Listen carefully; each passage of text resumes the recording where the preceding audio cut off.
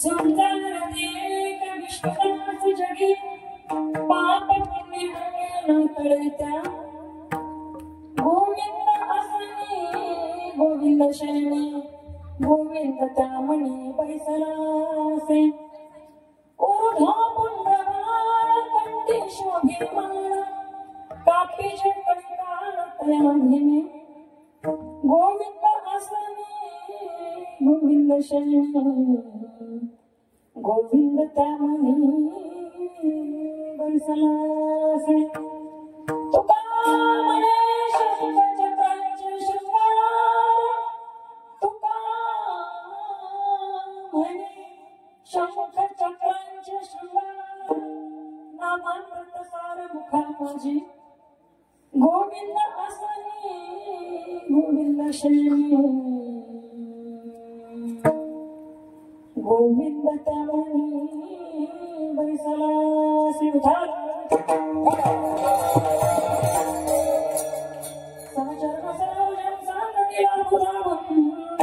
जगन्मीत पाणी मंडळ मंडळ तरुण तुलसीमाला कंदरं कंजनेत्रं सदा जगला संविठ्ठल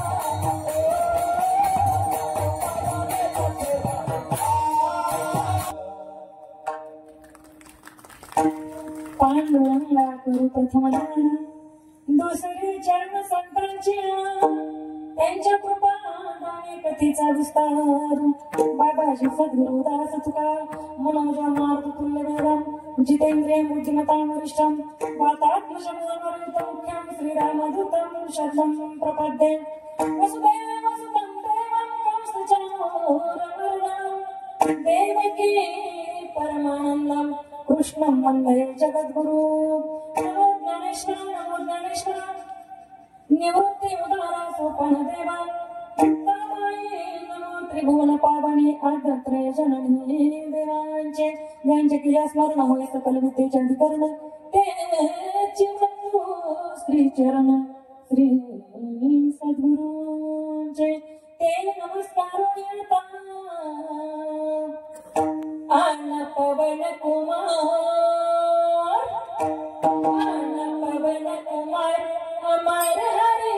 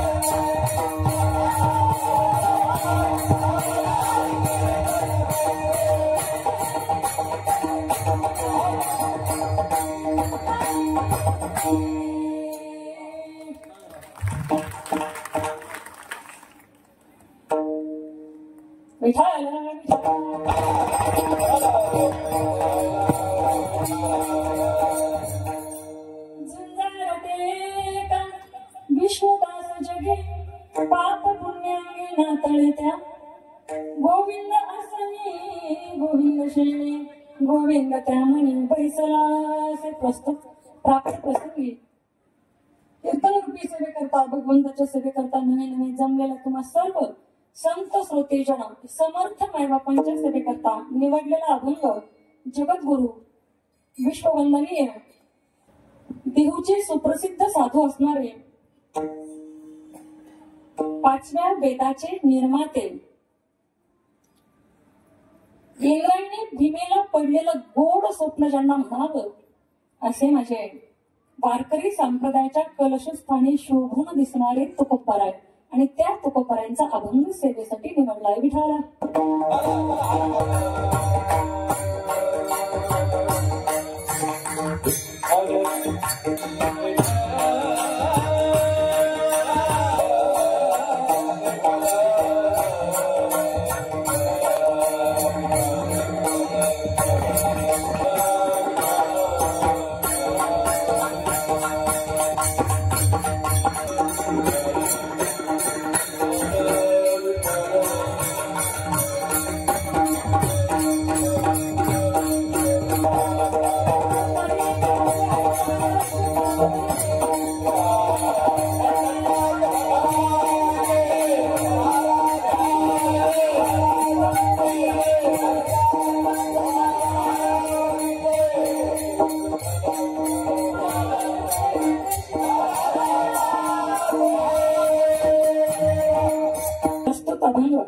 जगद्गुरु श्री तुकोबारायांचा सेवेला प्रारंभ करण्यापूर्वी थोडासा परिहार देणं भक्ताच्या दृष्टीने अत्यंत गरजेचं, महत्वाचं, आवश्यक असतं.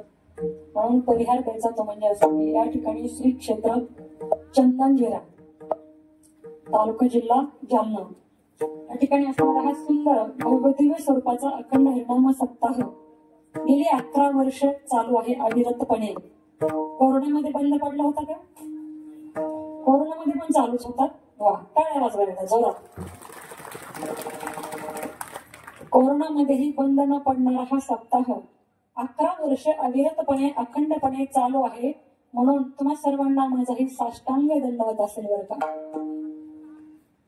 आणि या अखंड हरिनाम सप्ताहामध्ये आजची ही दुसऱ्या दिवसाची सेवा माझ्याकडे आलेली आहे.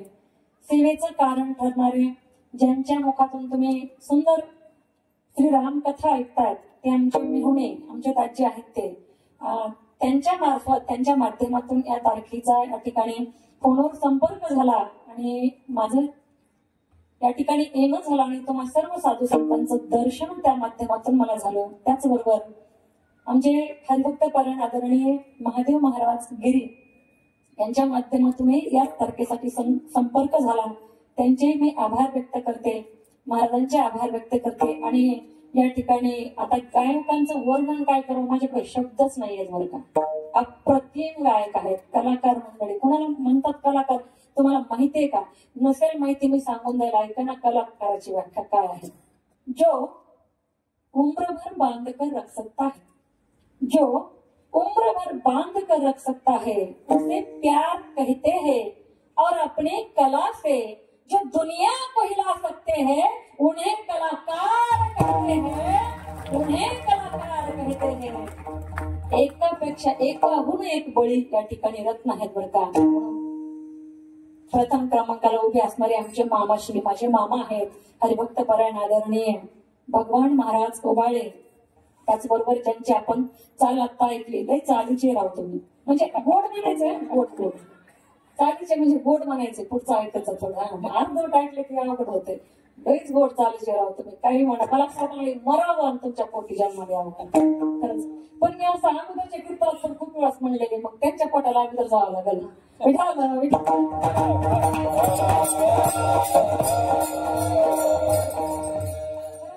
नेहमी भेटत नाही बरं का. असं कधीतरी म्हणजे जुळवून घेणं वेगळं आणि जुळून येणं वेगळं बरं का. इथं सगळं कसं जुळून आलेलं आहे. इथं जुळवून घ्यायची काहीच गरज नाहीये, इथं सगळं जुळून आलेलं आहे बरं का. महाराज भक्त आमचे रवी महाराज, दुसरे आमची चाल काय पांडुरंग महाराज, इकडे सर्व संस्थेतील विद्यार्थी मंडळ आणि काय नाव पवन महाराज, तुमचं काय नाव स्थानक महाराज, इकडे विनेकर बाबा. तुम्ही लयच गोड दिसणार आहोत. वा, काय वाटतंय काय. आणि तुम्ही हसताय पण किती छान. बापरे वा.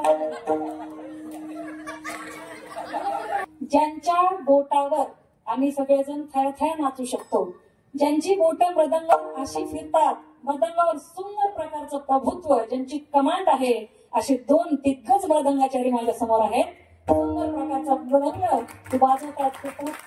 गजानन महाराज, गजानन महाराज आणि इकडं धर्मराज महाराज. सुंदर, खूप गोड सात्संगत आहे बरं का. आणि खऱ्या अर्थानं माझा छोटासा आवाज तुमच्या सर्वांपर्यंत मोठा करून पोहोचविणारे हरिभक्त परायण सुरेश पताडे.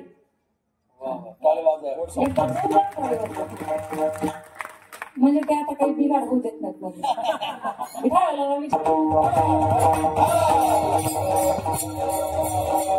महाराज म्हणत आहेत, झुंजारते विष्णुदास जगी पाप पुण्य अंगे न तळे त्या.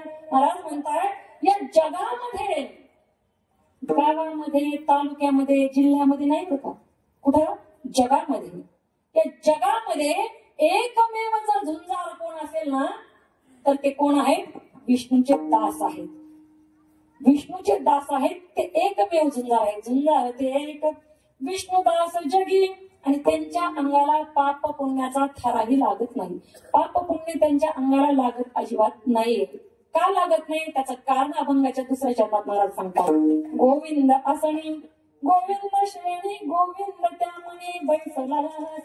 त्यांचं सतत नामचिंतन चालू आहे. जागृती, स्वप्नी, सुषुप्ती या प्रत्येक अवस्थेमध्ये ते नामचिंतन करतात, म्हणून त्यांच्या अंगाला पाप पुण्य अजिबात लागत नाही. बरं महाराज, यांचे काही लक्षण असतील. अंतरंग तर भरपूर आहेत, अंतर लक्षण तर भरपूर आहेत.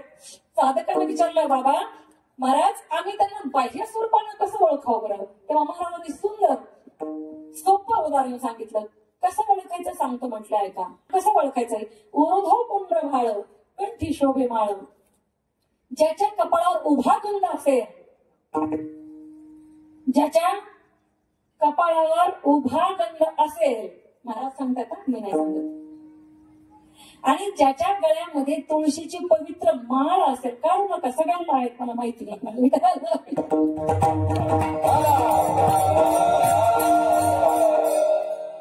ज्याच्या गळ्यामध्ये तुळशीची पवित्र माळ आहे आणि ज्याला पाहून तो मृत्यूची देवता असणारा यमराज सुद्धा थर थर थर थर कापतो, अर्थात तो काळ सुद्धा थर थर कापतो, असं लक्षण तुकोबराय या संतांचं सांगत आहेत बरं का. विष्णुदासाचं सांगत आहेत, अर्थात हरिदासाचं सांगत आहेत. आणि शेवटी तुकोबराय म्हणतात, तुका म्हणे शंख चक्रांचे शृंगार. तुकोबराय काय म्हणतात? ज्याच्या हातात शंख आहे, चक्र आहे, पद्म आहे, अशा भगवंताचं नामस्मरण ज्यांच्या मुखात असतं, नाम अमृत सार मुखा माझे. गोविंद असणी गोविंद श्रेणी गोविंद त्यामणी पैसला असे. हा झाला अभंगाचा सरळ सरळ भावार्थ. आता जर कोणाला झोपायचं असेल तर बिंदास बिंदास झोपू शकता. झोपायचंय? नाही नाही नाही. अनंत काळापासून आपल्या या मस्तकामध्ये अज्ञानरूपी अंधकार भरलेला आहे ना, तो ज्ञानानं प्रज्वलित करून जागा राहून जागृत व्हायचंय, म्हणून त्याचं नाव कीर्तन आहे बरं का. विठ्ठल आपण जन्माला आलो की आपल्याला काही कर्म दिलेले असतात. जन्माला येताना लोक म्हणतात, जन्माला येताना काही घेऊन यायचं नाही, जाताना काही घेऊन जायचं नाही. अनेक उदाहरण आहेत, प्रमाण आहेत त्याच्यासाठी. खाली हात आहे ते खाली हात जाएंगे, रिकामा यायचंय रिकामा जायचंय. बरेच लोक म्हणतात, बरीच प्रमाण आहेत, बरीच गाणी आहेत चित्रपटामधले सुद्धा, पण तरी सुद्धा कुणीही रिकाम्या हाताने आलेलं नाहीये.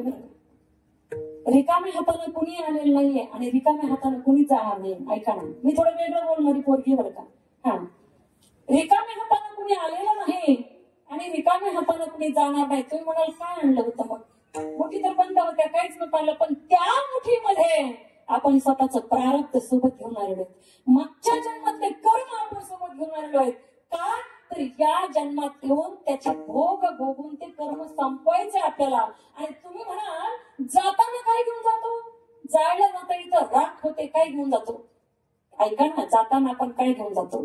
जाताना आपण समाजाचं प्रेम घेऊन जातो, जाताना आपण थोरा मोठ्यांचे आशीर्वाद घेऊन जातो, जाताना आपण इतरांवर केलेलं प्रेम घेऊन जातो, आणि जाताना इतरांनी आपल्याला लावलेला जीव आपण सोबत घेऊन जातो, आपण केलेले सत्कर्म आपण सोबत घेऊन जातो, आपण केलेले चांगले काम आपण सोबत घेऊन जातो.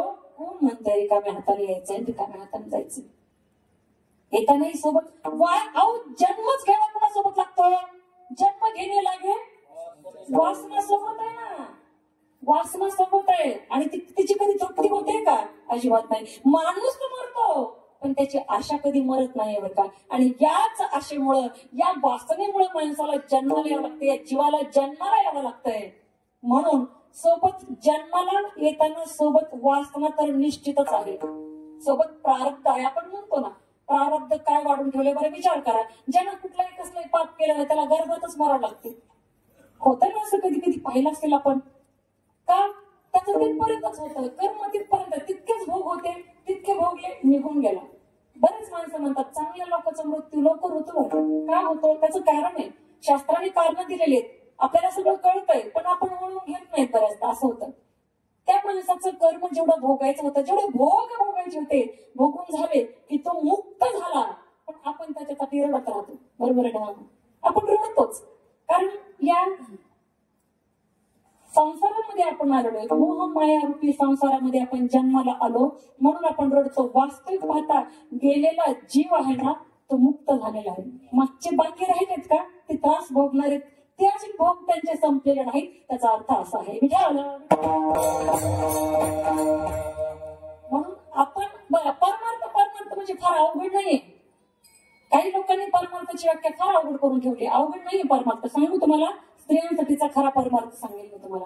पुरुषांसाठीचा परमार्थ ऐका, पुरुषांसाठीचा परमार्थ ऐका पुरुष मंडळी. रात्रीच्या 12 वाजता सुद्धा, रात्रीच्या 12 वाजता जरी एखादी सुंदर स्त्री तुमच्या डोळ्याला दिसली ना, तिला जर तुम्हाला माय म्हणता आलं ना, तर खरे परमार्थिक तुम्हीच आहात. बाकी परमार्थ करायची गरजच नाही. स्त्रियांसाठीचा परमार्थ सांगेल मी आपल्याला. आपल्या पतीच्या व्यतिरिक्त, आपल्या पतीच्या व्यतिरिक्त इतर पुरुषाचं चिंतन मनातही नाही ना, तो खरा परमार्थ आहे स्त्रीचा.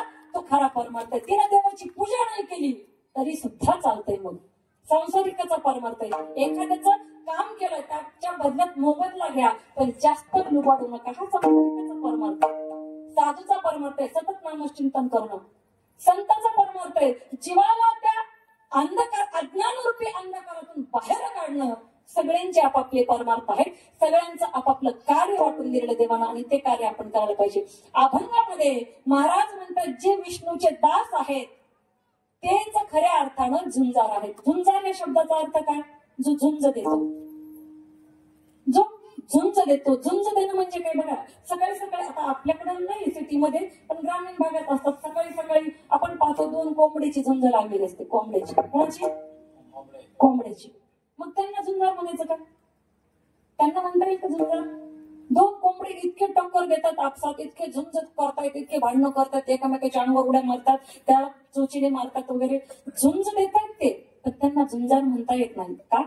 ऐका ना, 2 पहिले इतके शिंग त्यांचे तुटून चालले तर टक्कर देतो, मग त्यांना झुंजार म्हणता येईल का? नाही ना म्हणता येणार त्यांना. पण ऐका ना, नळावर 2 बायका एकमेकीचे केस तुटेपर्यंत एकमेकीला धरतायत, पकडतायत, मारतायत. नळावर भांडणं असताना पूर्वी होतं, आता नाही. आता प्रत्येकाच्या घरात नळ येतं. आता नवऱ्यानं पाणी मागितल्यानंतर ती फ्रीज मधून आणून सुद्धा देतात नाही, डायरेक्ट नळी कोंबणार आहे त्याच्या तोंडात. अजून 5 वर्षांनी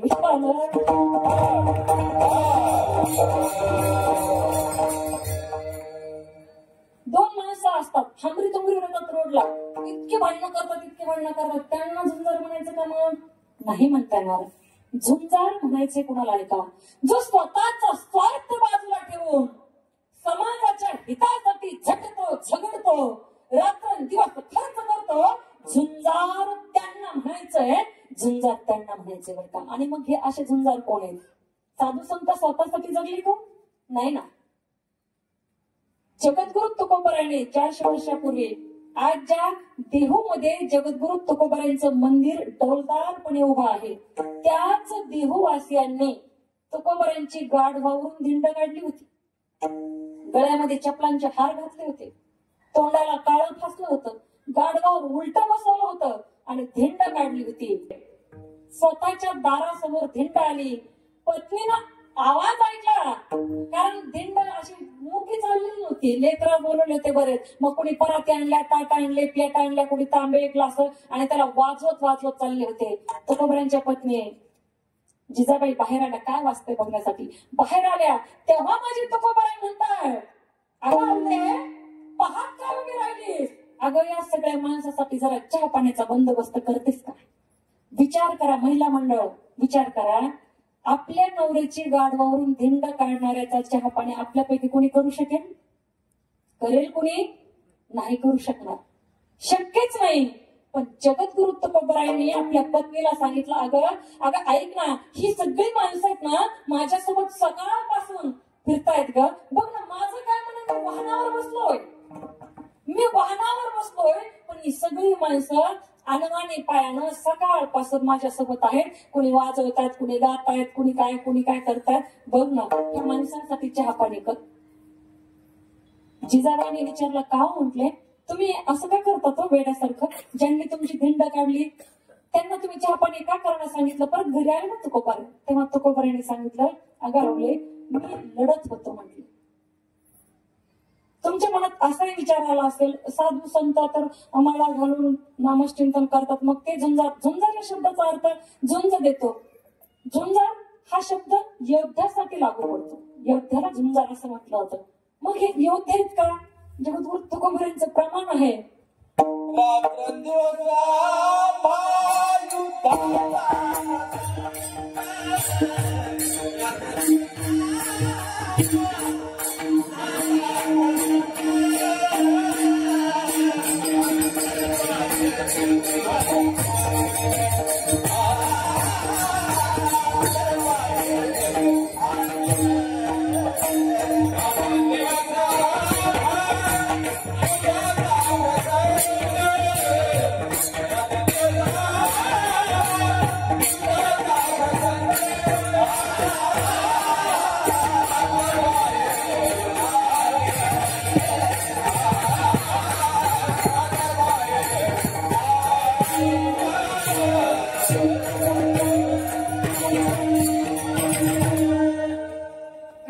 जगद्गुरु तुकोबारा रात्रंदिवस आम्हा युद्धाचा प्रसंग, युद्ध करतोय आम्ही, रात्रंदिवस युद्ध करतोय. ते पण रात्रंदिवस आम्ही युद्ध करतोय. बाहेरचं युद्ध दिसतं हो, बाहेरच्या एखाद्याशी आपलं भांडण झालेलं, आपण केस भानगडी केलेलं, हे बाहेरचं युद्ध दिसतंय. पण साधू संतांचं युद्ध अंतःकरणात असणाऱ्या षडविकारासोबत आहे हो. काम, क्रोध, मद, मत्सर, लोभ, अहंकार याच्यासोबत युद्ध करायचे. जिजाबाईने विचारलं तुम्ही काय करत होता? ते म्हटले मी युद्ध करत होतो. जिजाबाई म्हटलं युद्ध करत होतो? तुम्ही तर गाढवावर बसलेले उलटे, आणि कशाचं युद्ध, कोणासोबत युद्ध? जिजाबाईने विचारलं तेव्हा माझे तुकोबराय म्हणले, अगं मी क्रोधासोबत युद्ध करत होतो. कोणाला क्रोध येणार नाही? गाढवावर बसल्यानंतर आपली धिंड काढली, आपल्याला काळं फासलंय, राग सगळ्यांनाच येतो. साधू संत असले म्हणून काय, साधूंना जास्त राग येतो, आणि त्यांना जर एकदा का राग आला मग आपल्यासारख्यांची काही गत नाही बरं का, अवघड आहे फार. विठाल शास्त्रामध्ये भरपूर आहेत असे. जमदग्नी ऋषी बायकोला मारायला सांगितलं, हो एवढे रागीट असतात का? आपण तरी तितके नाहीत, बायकोला कोणी मारायला सांगणार आता नाहीये, बरोबर आहे का? अनेक प्रकारचे राग त्या ठिकाणी, रागीट भरपूर ऋषी मुनी झालेले आहेत. माझा विषय चाललाय. तुकोबराय म्हणतात मी क्रोधाशी युद्ध करत होतो. हे युद्ध आपल्याला करता आलं पाहिजे. जगद्गुरु तुकोबरायांना जेव्हा मंबाजी भट्टांनी मारलं, जगद्गुरु तुकोबराय तरुण होते, मंबाजी भट्ट म्हातारे होते. मंबाजी भट्टांना एकच चापट लावली असते जगद्गुरु तुकोबरायांनी तर कोणकडे जाऊन पडले असते, पण नाही लावली. पुन्हा त्यांचीच वाट बघू लागले, कीर्तनाला कसे आले. ज्यांनी मारलं त्यांचीच वाट पाहतायत, कशी काय नाही आले. नाही म्हटले मी कीर्तनच करत नसतो ते आल्याशिवाय. गेले घरी, त्यांच्या हात जोडले, म्हटले ओ मंबाजी भट्ट त्यांना बोलवत आहेत का? म्हणे तुमच्याशिवाय मला कीर्तनाला आनंदच येत नाही, म्हटले मजाच येत नाही, झाला चला म्हटलं. लोकांनी विचारलं का रे? म्हणे तुकोबराय तुम्ही असं काय करताय? तो तुम्हाला त्यांनी एवढं मारलं, तुम्हाला त्यांनी एवढं मारलं, तुम्ही एवढा मार का खाल्ला? तेव्हा पंचगुरु तुकोबाराय म्हटले की मी युद्ध करत होतो माझ्या आतमध्ये असणाऱ्या क्रोधाला, मी संपवत होतो क्रोधाला, मी ताडण करत होतो. ऐका ना, अनेक प्रकारचे हे षडरूप अनेक संतांनी युद्ध करून संपवले.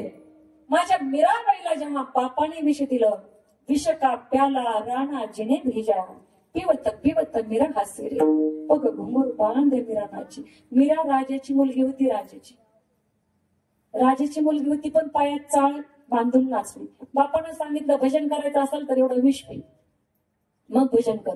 आपल्यातल्यांना कोणाला सांगितलं हे बघ एवढं टोपणभर विष पी, नंतर जा कीर्तनाला जायचं. तर आप कीर्तन ते तिकडे गेलं खड्ड्यात, काही घेणं देणं नाही कीर्तनाच आपल्याला. पण मीराबाईने ते पिलं. मीराबाईला विचारलं का हो, म्हटले तुम्ही हे मला ते विष पिलं, तुम्हाला एवढं तुमच्या वडिलांनी विष दिलं, तुम्हाला वाटलं नाही का आपण मरून जाऊ? ते म्हणले मी मोहाशी युद्ध करत होते. काय म्हटल्या? मोहाशी. कशाच्या? जगण्याच्या मोहाशी. या देहाचा मोह नाहीये, त्या मोहासोबत माझं युद्ध चालू होतं. खऱ्या अर्थानं जगद्गुरु तुकोबारायांना सांगायचंय की झुंजार तेच आहेत, एकमेव तेच आहेत जे विष्णूचे दास आहेत. मग विष्णू दास कोणाला म्हणायचं? जे विष्णूचे दास आहेत त्यांना विष्णुदास म्हणायचं. हा जरा सरळ सरळ अर्थ ऐका ना. जे विष्णूचे दास आहेत त्यांना विष्णुदास म्हणायचं, हा सरळ सरळ अर्थ आहे. पण जरा थोडस वेगळं वळण देऊन या शब्दाला जर आपण पाहिलं तर मला असं म्हणावं वाटेल, असणारा विष्णू आहे ना, ज्यांचा दास आहे ते विष्णुदास. विष्णू ज्यांचा दास असे ते विष्णुदास. विठाला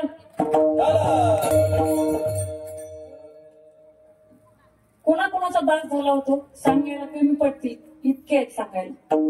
त्या ठिकाणी असणाऱ्या माझ्या चोखोबारायांच्या पत्नीचं बाळंतपण करावं माझ्या देवानं. पांडुरंग परमात्म्यानं चोखोबारायांच्या पत्नीचं बाळंतपण केलं, पण कसलीही लाज न बाळगता देवानं हे काम केलं. ऐका ना, त्यांना म्हणायचं विष्णुदास.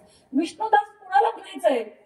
जे भगवंताच्या नामचिंतनामध्ये सतत रात्रंदिवस वेळ घालवतात त्यांना विष्णुदास म्हणायचे. आणि ज्यांचे स्मरण तो देव सुद्धा करतो त्यांना विष्णुदास म्हणायचे. विठाला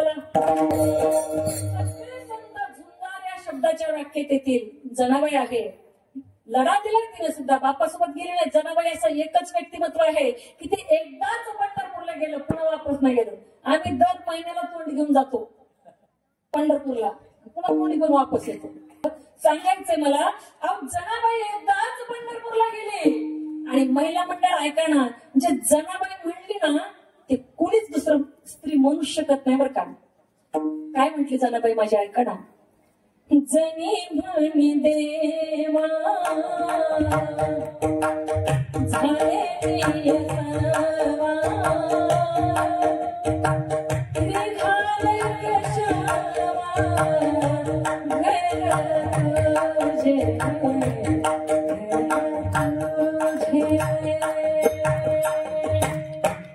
जनी म्हणे देवा झाले मी सवा. देवा मी तुझं घर निघले. ऐका ना, कुणाचं घर निघणं अजिबात चांगली गोष्ट नाही बरं का. बरोबर आहे ना महिला मंडळ? कुणाचं घर निघणं अजिबात चांगली गोष्ट नाही, पण देवाचं घर निघणं यापेक्षा दुसरी चांगली गोष्टच नाहीये बरं का. यापेक्षा दुसरी गोष्ट. जनाबाई म्हटले नामदेव महाराजांचं तर काय सांगावं. नामदेव महाराजांचे तर देव किती दास होतात. नामदेव महाराजांचं लग्न लावण्यापासून सांभाळण्यापर्यंत देवाकडेच काम होतं, सगळं होतच होतं.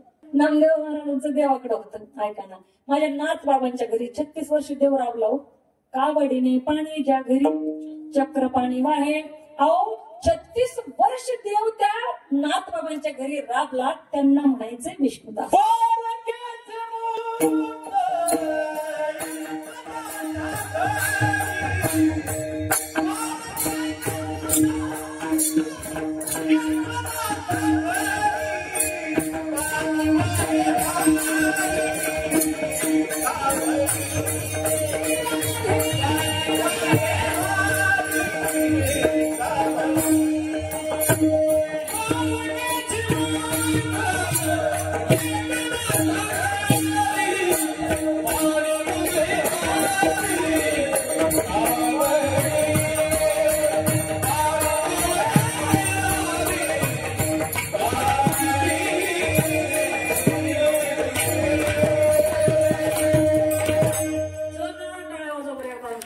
किती टाळ्या वाजवताय हा सुद्धा प्रश्नच आहे.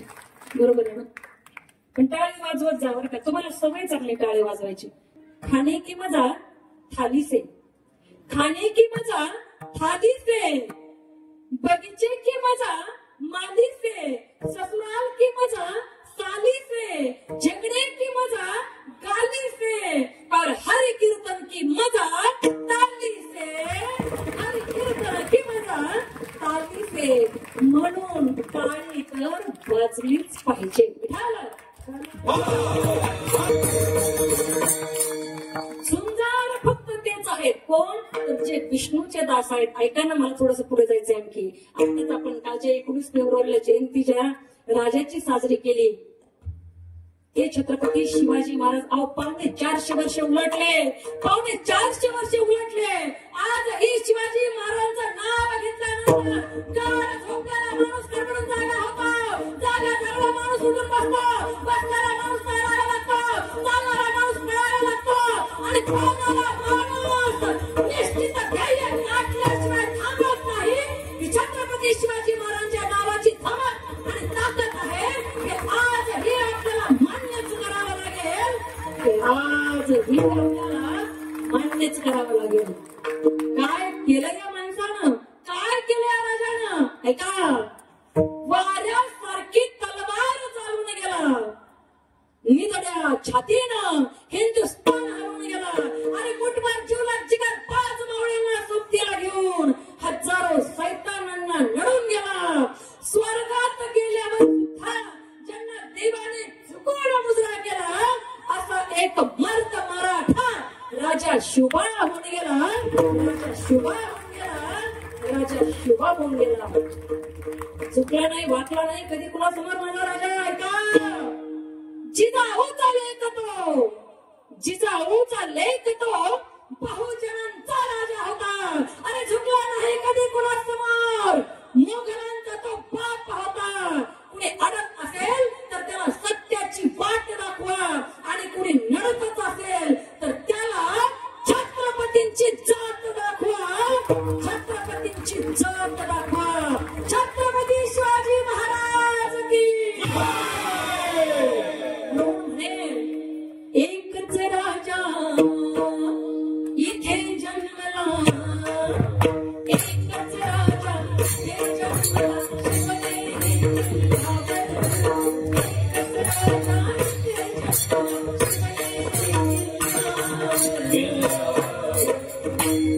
माझ्या देवाला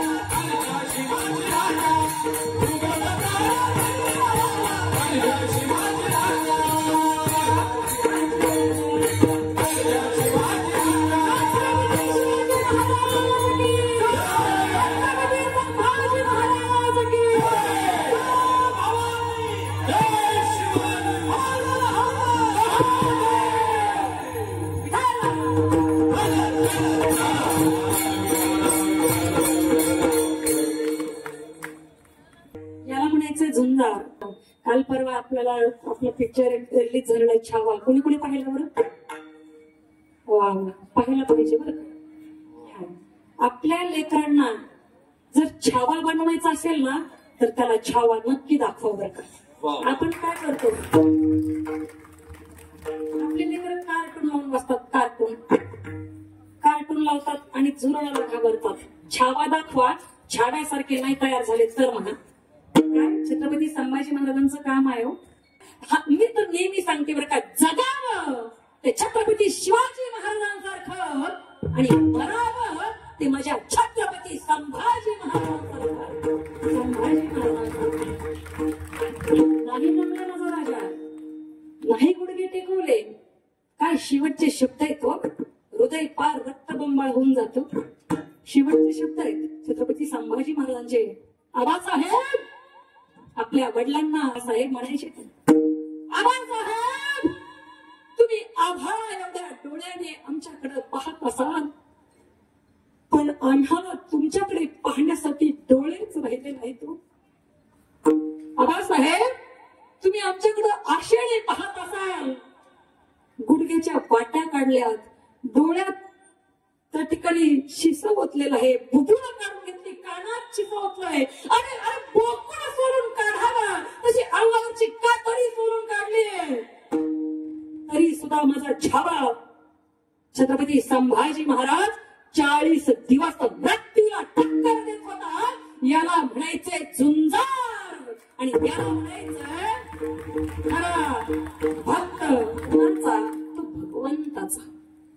तुम्ही विचार करा, फावल्या वेळात तुम्ही जर मालिका पाहितल्या असतील छत्रपती शिवरायावर असणाऱ्या, फावल्या वेळात इकडनं तिकडनं फिरत असताना छत्रपतींच्या तोंडातलं नाव आहे.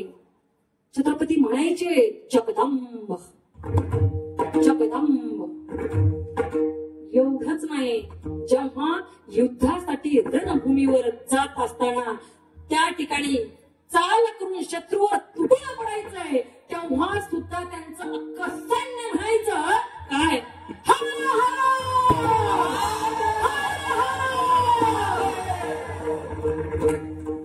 हे विष्णूचे दास आहेत.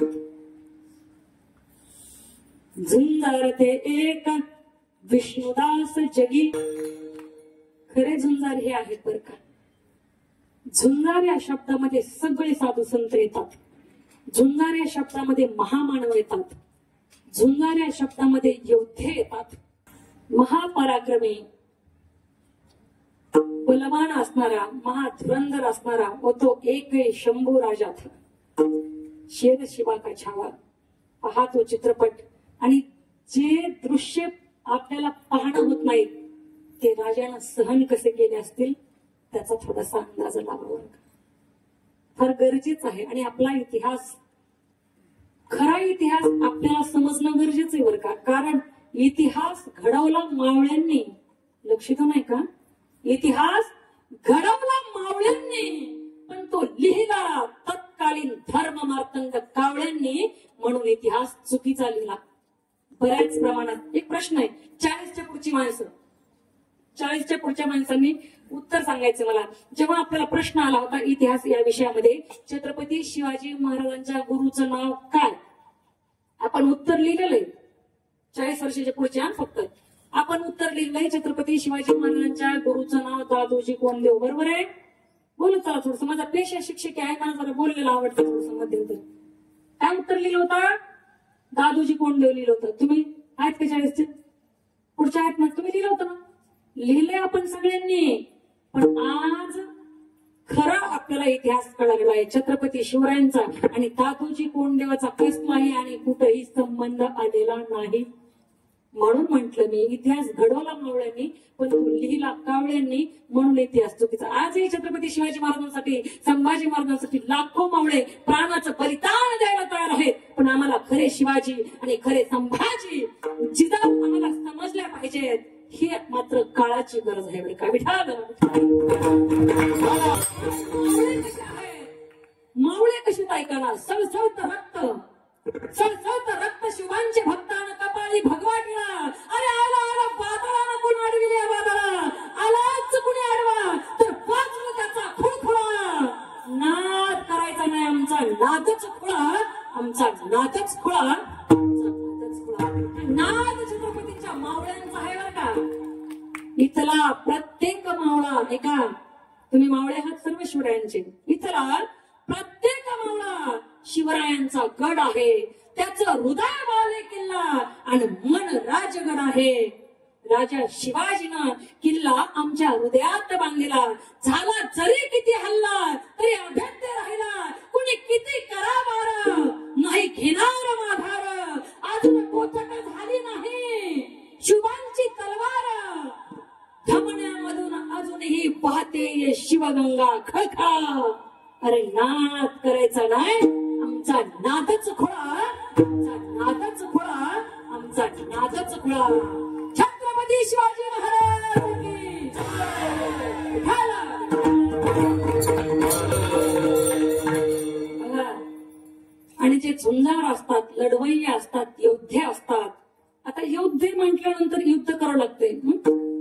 छत्रपती शिवरायांनी कमी माणसं मारली असतील का? बघा, युद्ध करावं लागतंय. युद्धात मारलेल्या माणसांचं पाप पुण्य सुद्धा त्यांच्या शरीराला लागत नाही. त्याचं उदाहरण आहे अर्जुन. का? अर्जुनाचा केस ना केस श्रीकृष्ण जय कृष्ण म्हणत होता. आपले थोबाड म्हणत तिकडे जनाबाईच्या गौऱ्या विठ्ठल विठ्ठल म्हणत होत्या. आपल्याला सांगितलं तर आपल्याला होत नाही तेवढं. बघा, अर्जुनाच्या डोक्यावरचा प्रत्येक केस श्रीकृष्ण जय कृष्ण म्हणत होता. कशाला माणसं मारण्याचं पाप लागेल त्याला? लागू शकतोय का? नाही ना. म्हणून महाराज म्हणतात त्यांच्या अंगाला पाप पुण्याचा लवलेश